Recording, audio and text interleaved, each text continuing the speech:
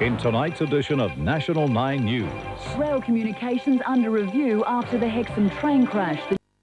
It took just a matter of seconds for the state's Northern Rail line to be thrown into chaos. Around 6:30 this morning, 24 wagons of an empty coal train headed for the Hunter Valley derailed near Hexham.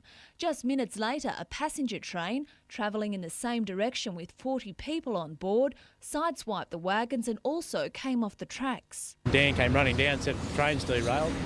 So we raced out and had a look, and a few minutes later the passenger train came flying along and hit. Just couldn't see a thing for ages, for a while, with the black dust and everything flying. We heard some screaming, rang AAA to get the emergency services. People screaming out and bleeding, and so raced over with some blankets and towels. The driver of the passenger train reportedly saw the derailed wagons at the last minute and somehow managed to dive to the other side of the carriage. The drivers were uninjured but shaken, understandably.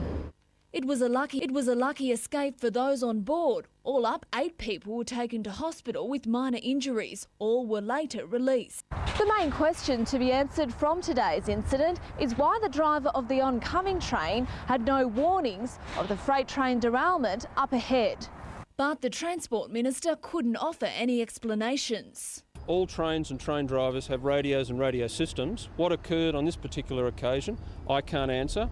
It's also not clear whether the radios used by each of the trains were compatible. The government undoubtedly is scrambling to find out exactly what happened in both accidents and what happened in terms of communications between the two trains and between the trains and the control centre.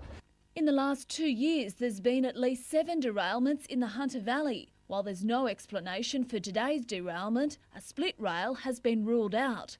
No trains are expected to pass through the site until tomorrow night. Lyndall Derrick, NBN News.